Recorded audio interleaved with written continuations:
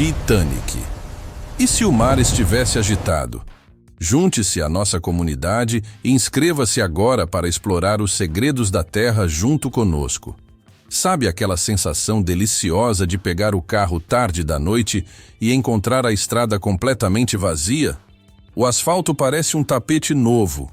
Não tem ninguém no retrovisor, nenhum farol vindo na contramão para te cegar.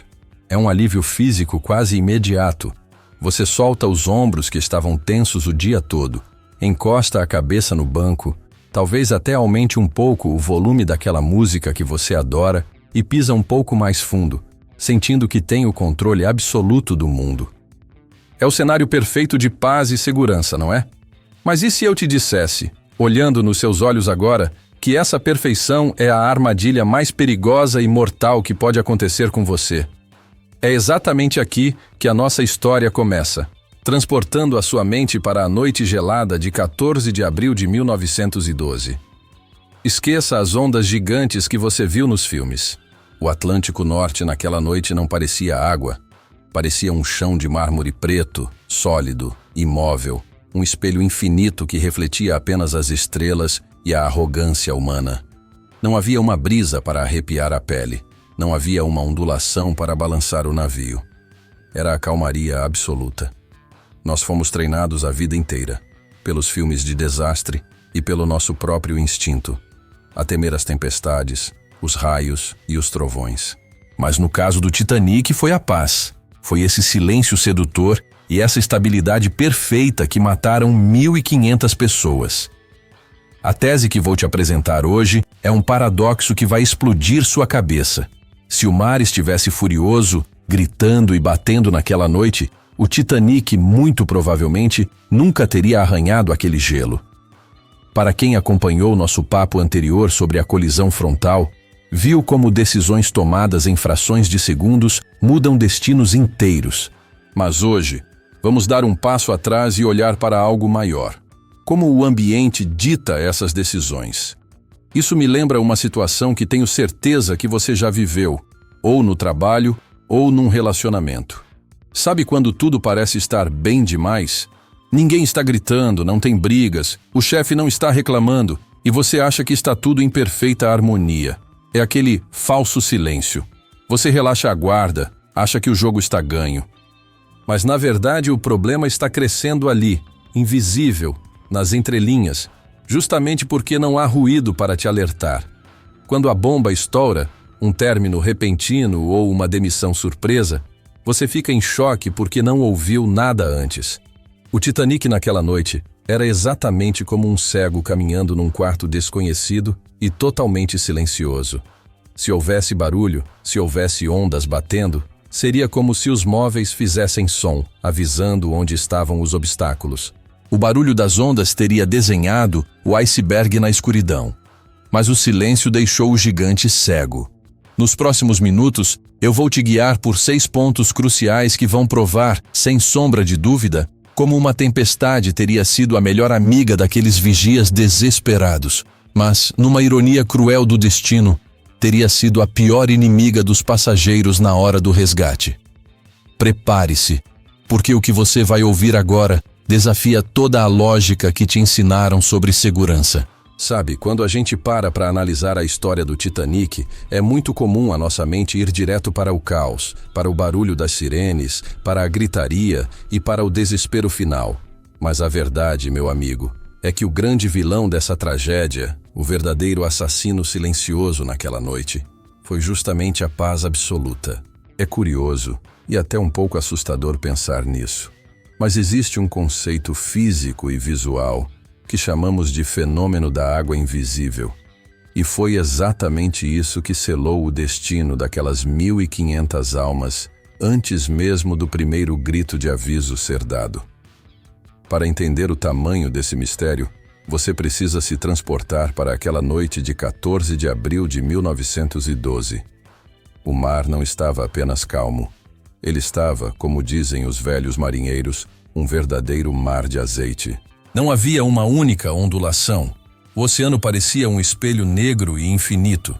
E é aqui que a física nos prega uma peça mortal.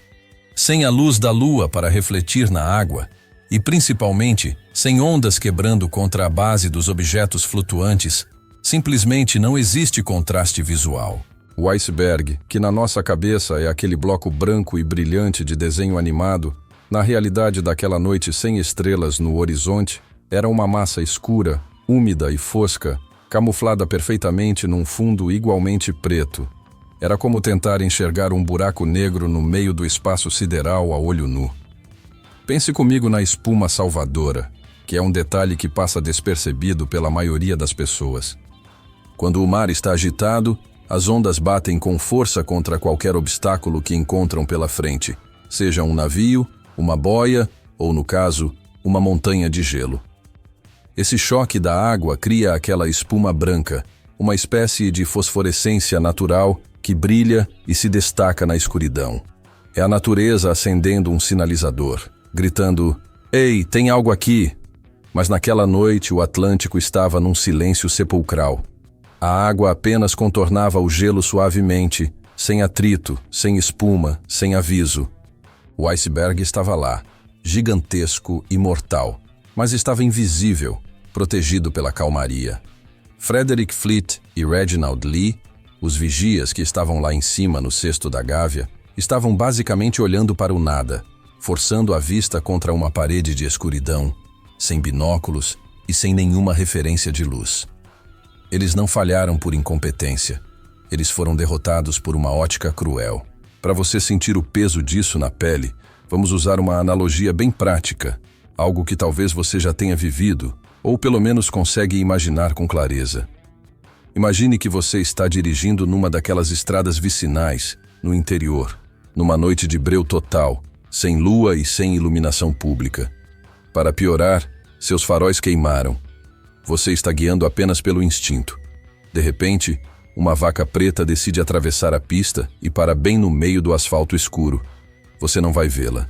É fisicamente impossível distinguir o preto da vaca do preto do asfalto a tempo de frear. O impacto é certo, e o estrago é inevitável. Agora mude apenas um detalhe nesse cenário.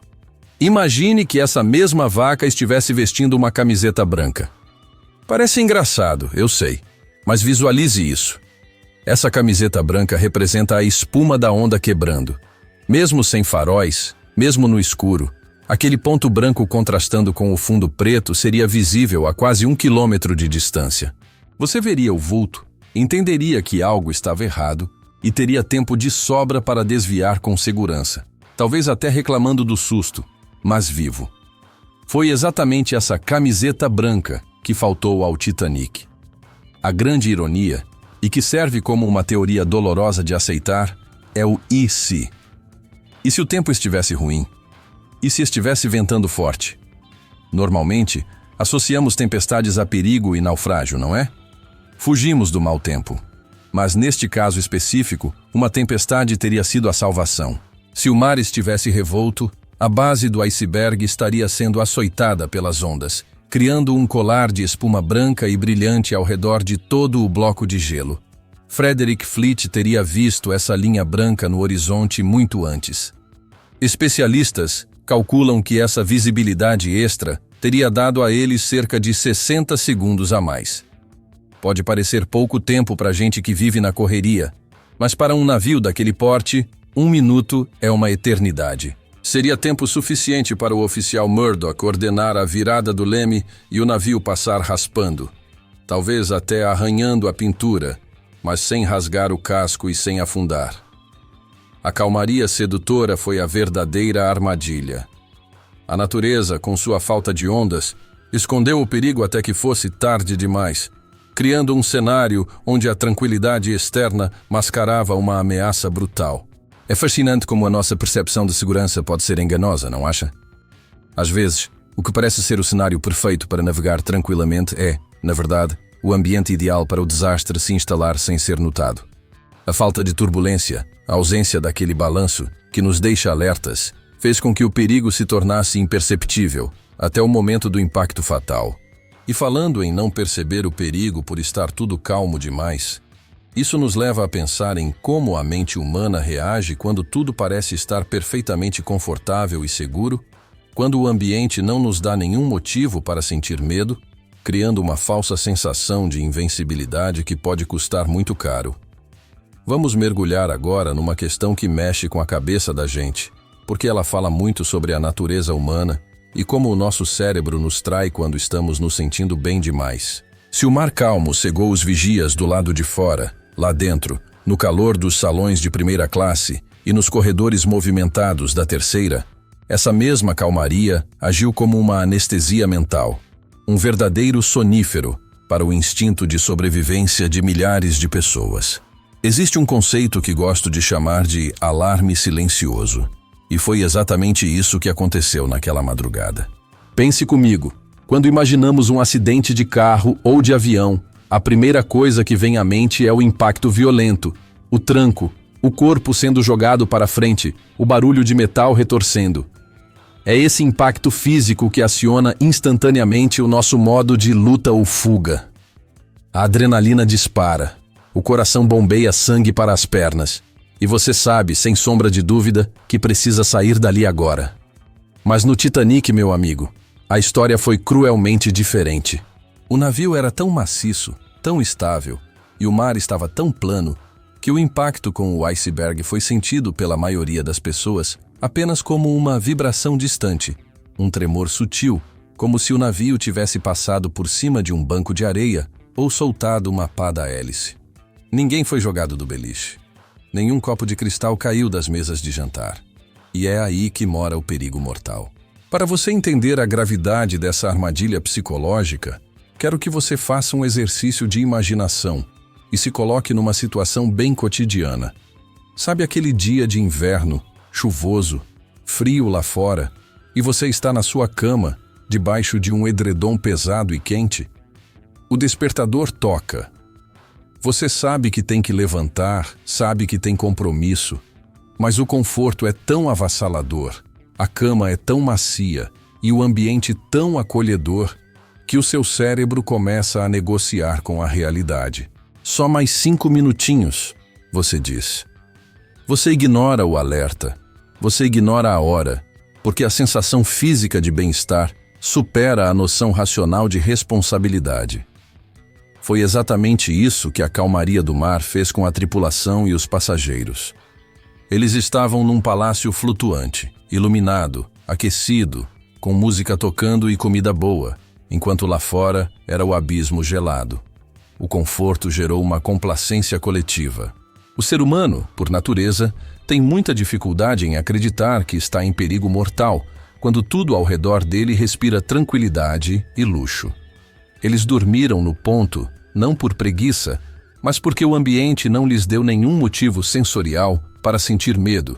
E o medo, por mais desconfortável que seja, é o que nos mantém vivos. Agora vamos virar a chave e imaginar o cenário oposto, o tal do "e se", que muda tudo. Se aquela noite tivesse sido marcada por uma tempestade violenta, daquelas de fazer o estômago revirar, a história teria tomado um rumo completamente diferente muito antes do iceberg aparecer. Imagine o navio balançando violentamente de um lado para o outro, ondas de 10 metros batendo no casco, o vento uivando nas chaminés. Ninguém estaria relaxado jogando cartas ou bebendo uísque no salão de fumantes. As pessoas estariam enjoadas, tensas, segurando nos corrimãos, com os olhos arregalados. O medo estaria pairando no ar como uma névoa pesada. Nesse cenário de caos, os vigias estariam com a adrenalina a 1000. Os olhos, mesmo ardendo com o spray do mar, estariam varrendo o horizonte com desespero, buscando qualquer ameaça. E o capitão Smith? Esse certamente não estaria jantando tranquilamente ou se preparando para descansar. Numa tempestade, o lugar do capitão é na ponte de comando, tenso, alerta, monitorando cada rangido da estrutura. Se eles batessem no gelo nessas condições, a reação seria imediata, explosiva. O pânico já estaria instalado e o tempo de resposta para a evacuação seria guiado pelo terror, não pela curiosidade incrédula de quem acha que o navio é inafundável. Essa complacência do conforto é traiçoeira porque ela desliga nossos sensores de alerta. É como se o Titanic tivesse sussurrado nos ouvidos de todos. Está tudo bem, Nada pode te atingir aqui. E eles acreditaram. A falta de balanço, a falta de barulho, a estabilidade perfeita. Tudo isso conspirou para que, quando a ordem de evacuar foi dada, muitos rissem ou voltassem para seus quartos buscar um casaco, achando que era apenas um exercício chato ou um exagero da tripulação. Eles trocaram a urgência da vida pela comodidade do momento. É uma lição dura sobre como o nosso ambiente molda nossa reação. Se o mar estivesse furioso, o medo teria salvado vidas. Mas o mar estava calmo, e o conforto matou. E essa sensação de invencibilidade, de que nada poderia dar errado porque tudo parecia estar sob controle, nos leva a outro ponto crítico dessa tragédia. Porque quando você se sente seguro demais, confortável demais e no controle absoluto da situação, você começa a tomar decisões baseadas na arrogância, pisando fundo no acelerador sem olhar o que vem pela frente, confiando cegamente que a máquina é maior que a natureza. E já que estamos falando sobre como o conforto e a falsa sensação de segurança cegaram a todos, precisamos encarar de frente um fato que muitas vezes é mal interpretado como pura imprudência, mas que na verdade segue uma lógica naval antiga e naquele contexto fatal. Estou falando da velocidade. O Titanic rasgava o Atlântico Norte a quase 22 nós, o que é uma velocidade impressionante para um colosso de aço daquele tamanho, praticamente sua capacidade máxima. Muita gente condena o capitão Smith por isso, dizendo que ele foi irresponsável. Mas vamos olhar para a situação com os olhos de um marinheiro da época. Existe uma regra não escrita, mas instintiva, tanto no mar quanto na terra. Quando as condições são perfeitas, você acelera. O mar estava liso, a visibilidade parecia boa, apesar da falta de lua. E o navio respondia maravilhosamente bem. Era o cenário ideal para recuperar o tempo perdido e chegar em Nova York antes do previsto, fazendo história e manchetes. A calmaria do oceano agiu como um convite. Uma estrada aberta e sem limites, pedindo para que o pé fosse afundado no acelerador até o talo. Não havia ondas para golpear a proa. Não havia balanço para enjoar os passageiros da primeira classe com seus jantares caros. Então, na cabeça do comando, não havia motivo lógico para ir devagar. Para trazer isso para a sua realidade, pense na analogia do carro novamente, porque ela é perfeita para ilustrar esse comportamento. Imagine que você está dirigindo numa autoestrada. O dia está lindo, céu azul, asfalto seco e novo, e não tem ninguém na pista. O que você faz, instintivamente? Você mantém a velocidade no limite máximo permitido, talvez até um pouquinho acima, sentindo a potência do motor, relaxado, com uma mão só no volante. Agora, mude o cenário. Começa a cair aquela tempestade torrencial. O limpador de para-brisa não dá conta. A pista fica escorregadia e cheia de poças. O que seu corpo faz antes mesmo de você pensar? Você tira o pé do acelerador. Você fica tenso, segura o volante com as duas mãos e reduz a velocidade pela metade. É o instinto de preservação falando mais alto. Se o Atlântico estivesse em fúria naquela noite, com ondas gigantescas e ventos uivantes, o Titanic jamais estaria a 22 nós. Seria suicídio estrutural. O navio estaria navegando a 10, talvez 12 nós, apenas para manter o controle e o conforto mínimo a bordo. A tempestade teria forçado uma prudência que a calmaria dispensou. E aqui entra a física implacável da coisa, a lei da inércia e da energia cinética que não perdoa ninguém. Se o mar estivesse agitado e eles estivessem navegando a meia velocidade, a história teria dois desfechos alternativos drásticos. Primeiro, a capacidade de manobra. Um navio mais lento responde diferente ao leme e com mais tempo de reação, graças à espuma na base do iceberg que falamos antes, eles poderiam ter desviado com margem de sobra. Mas vamos ser pessimistas. Digamos que eles batessem mesmo assim. A física nos diz que a energia do impacto cresce exponencialmente com a velocidade. Bater num muro de gelo a 40 km por hora é devastador. Bater no mesmo muro a 20 km por hora é um acidente grave, mas sobrevivível. O Titanic não teria rasgado 5 compartimentos estanques. Teria amassado a proa, talvez inundado 1 ou 2 compartimentos. As pessoas teriam caído no chão, louças teriam quebrado, haveria feridos. Sim, Mas o navio flutuaria.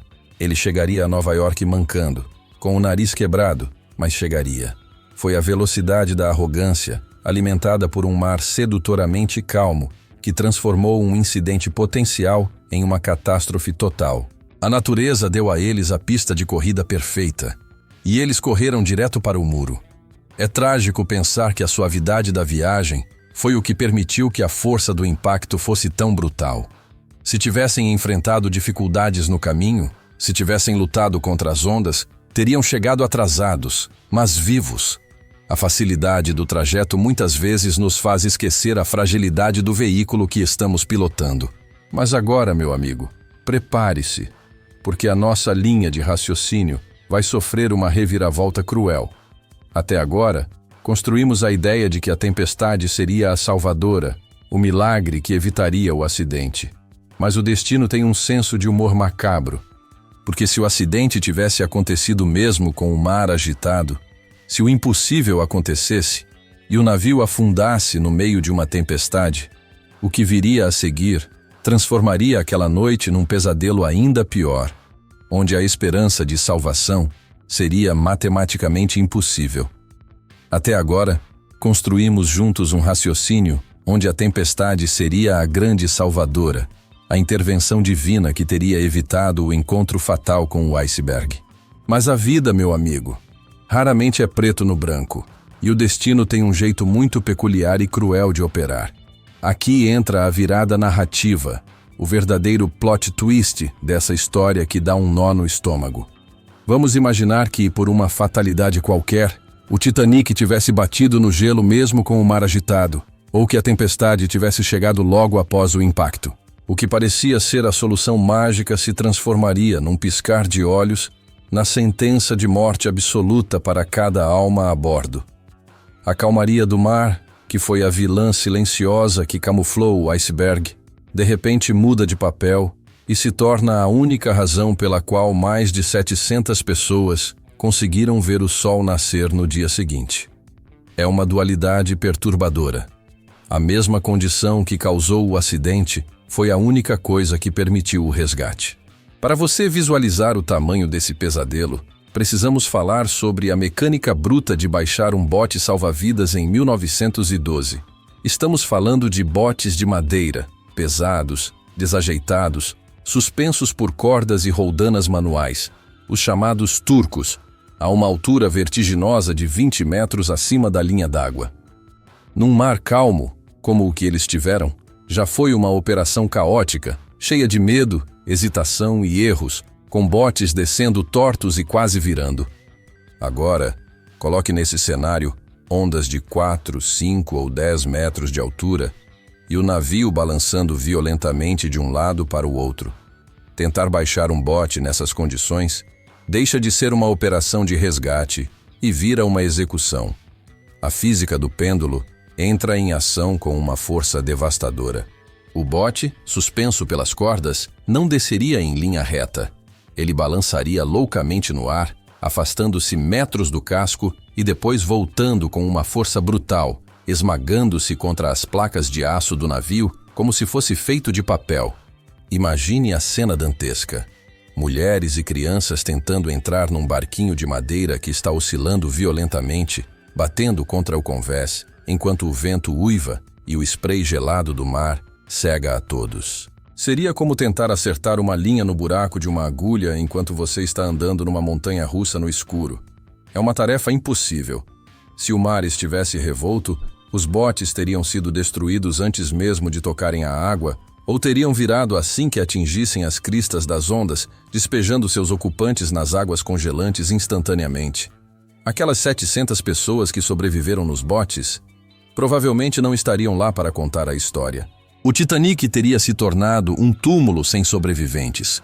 Um mistério total onde o navio simplesmente desapareceria sem deixar testemunhas oculares.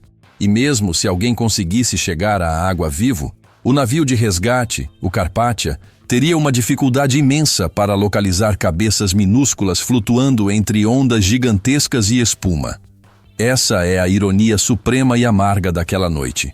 Nós praguejamos contra a falta de ondas porque ela escondeu o iceberg. mas deveríamos agradecer a ela por ter permitido que os botes fossem lançados. A superfície espelhada do oceano, que agiu como uma armadilha mortal para o navio, transformou-se num tapete de segurança para os passageiros que conseguiram sair. Foi essa paz terrível que permitiu que os botes se afastassem, que as pessoas remassem e que ficassem agrupadas esperando o socorro. Se a natureza tivesse sido barulhenta e furiosa, ela teria alertado o capitão, sim. Mas se falhasse nisso, teria garantido que ninguém saísse vivo. É de arrepiar pensar que a nossa sobrevivência muitas vezes depende das mesmas variáveis que nos colocam em risco. E falando nessa atmosfera de paz terrível, existe outro elemento sensorial que foi distorcido pela calmaria e que contribuiu para o caos mental daquela noite. Porque num naufrágio, a gente espera o estrondo, o som da catástrofe. Mas o que aconteceu lá foi uma batalha perturbadora entre o som do caos e um silêncio que enganava os sentidos e mascarava a realidade da morte iminente. Vamos agora aguçar um outro sentido, um que muitas vezes passa despercebido quando reconstruímos essa tragédia na nossa mente: a audição. Quando pensamos em catástrofes, o cinema nos condicionou a esperar uma cacofonia insuportável, explosões, metais rangendo e gritos desde o primeiro segundo. Mas a realidade daquela noite no Atlântico Norte foi assustadoramente diferente. E foi justamente essa diferença sensorial que condenou tantos a ficarem em seus camarotes até que fosse tarde demais. O naufrágio do Titanic não começou com um estrondo, mas com um sussurro. Devido à calmaria absoluta do mar e à falta de vento, o ambiente externo era de um silêncio sepulcral, quase sagrado. O impacto com o iceberg não foi uma batida seca de carro, foi um rasgo longo e abafado, descrito por muitos sobreviventes como o som de um tecido sendo rasgado ou de bolinhas de gude rolando no convés. Esse silêncio foi o cúmplice perfeito da morte. Ele não ativou o gatilho de pânico imediato no cérebro das pessoas. Ouvia-se a orquestra tocando no convés. Ouvia-se o tilintar do gelo nos copos de cristal. Ouvia-se a risada de quem achava que o navio tinha apenas parado por precaução. Esse ambiente acústico controlado permitiu que a letargia se instalasse. As pessoas não sentiram a urgência porque o mundo ao redor delas não soava perigoso. O silêncio mascarou a violência da invasão da água nos porões, criando uma desconexão surreal entre a realidade trágica que acontecia lá embaixo e a tranquilidade aparente dos convéses superiores. Agora, convido você a imaginar a trilha sonora se o cenário fosse aquele mar revolto que discutimos antes. A dinâmica auditiva seria uma arma de guerra. Numa tempestade no Atlântico Norte, o som é uma entidade física que te agride. O vento não apenas sopra, ele uiva através dos cabos de aço e das chaminés como uma besta ferida, um som agudo e constante que impede qualquer pensamento racional. As ondas batendo no casco soariam como canhões disparando sem parar, fazendo todo o aço do navio gemer e estalar sob a torção. Nesse cenário, o som do caos seria o mensageiro inegável do perigo.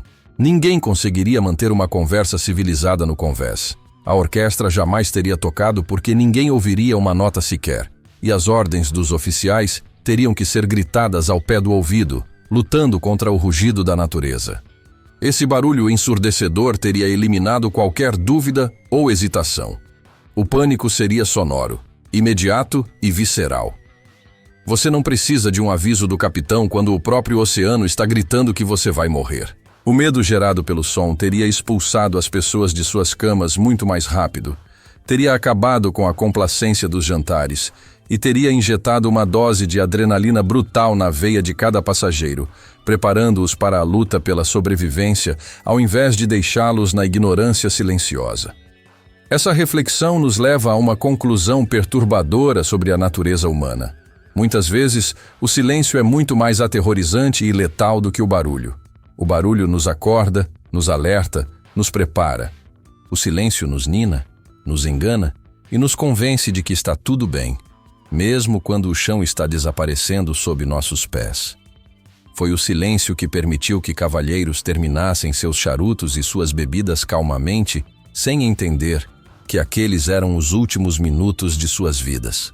Foi a falta de ruído catastrófico que fez com que famílias inteiras decidissem esperar mais um pouco no calor de suas cabines, perdendo a janela crítica de oportunidade para chegar aos botes. A calmaria sonora foi a anestesia que precedeu o fim.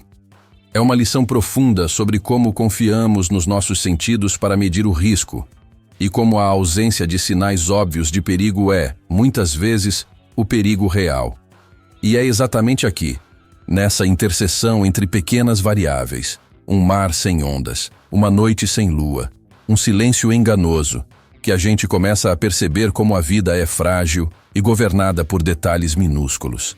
Isso nos abre a porta para entender como essa teoria do caos não ficou presa em 1912, mas continua regendo cada segundo da sua vida hoje, nas suas escolhas, nos seus problemas e no seu destino.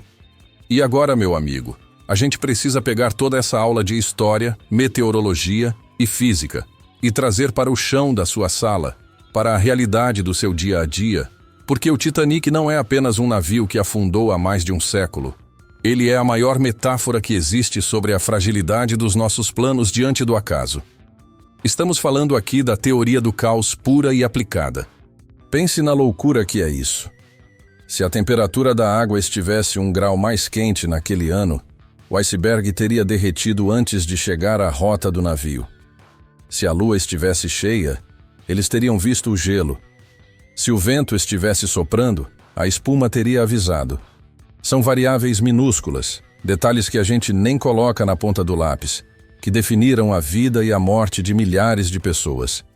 E na sua vida, não é diferente. Quantas vezes você não parou para pensar que se tivesse saído de casa 5 minutos depois, teria perdido aquele ônibus que te levou a conhecer o amor da sua vida?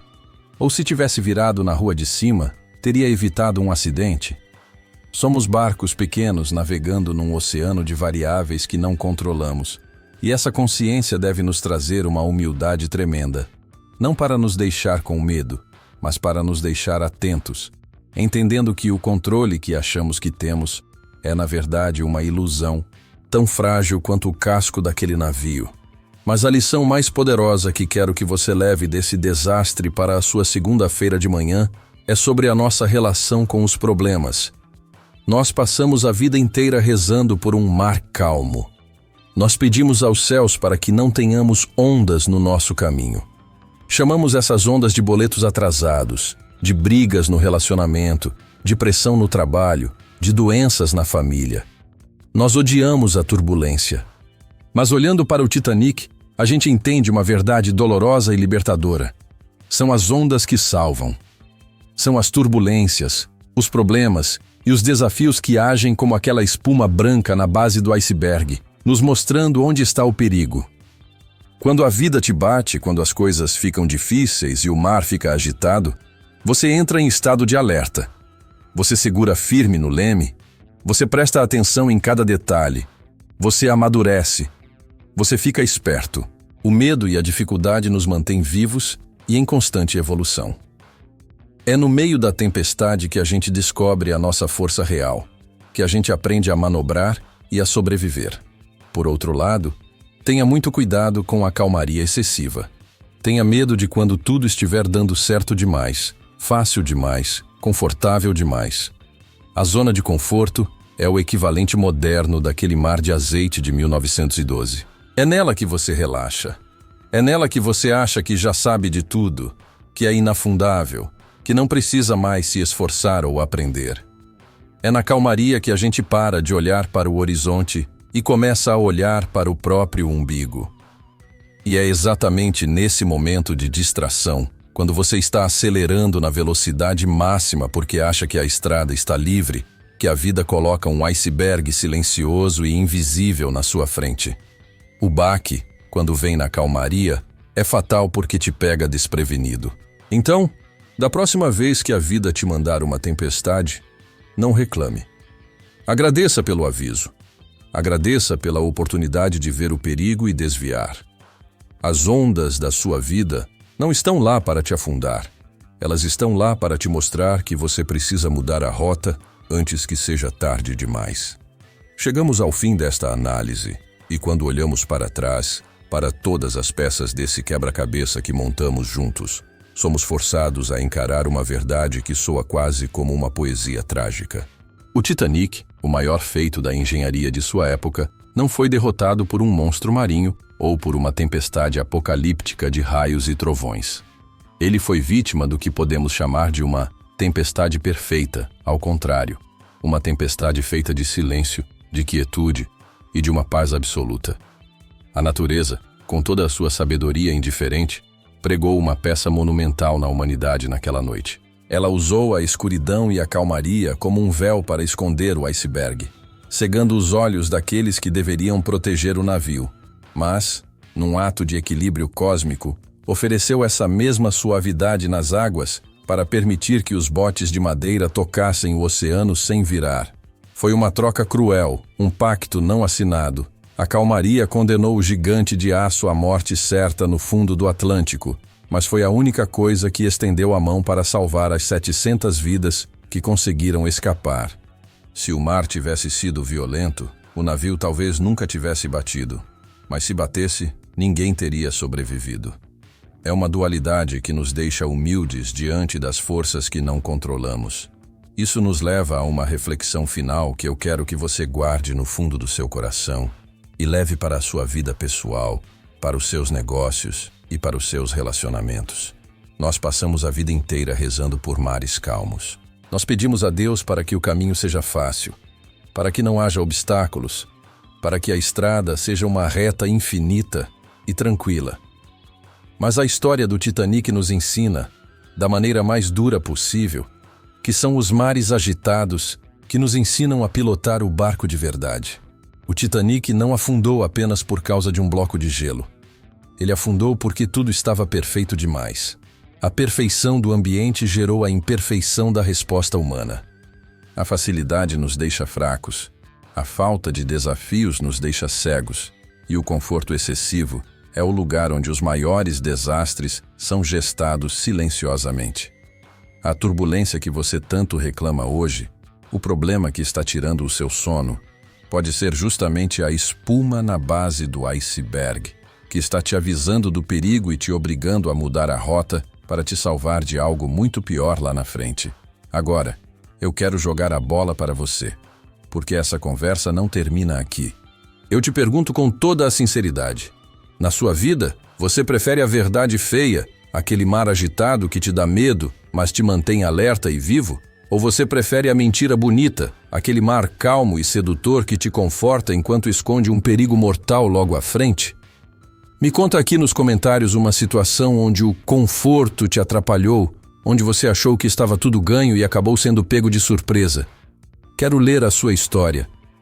E antes de você ir, saiba que ainda existe uma peça solta nesse mistério todo. Nós falamos hoje sobre o que os vigias não viram por causa do mar, mas existe uma lenda histórica persistente de que eles não viram o iceberg não só por causa da natureza, mas por causa de uma simples chave esquecida no bolso de um oficial em terra firme, uma chave que trancava o armário onde estavam os binóculos que poderiam ter mudado a história do século XX. Mas isso, meu amigo, é assunto para o nosso próximo encontro. Se inscreva no canal, ative as notificações para não perder essa continuação.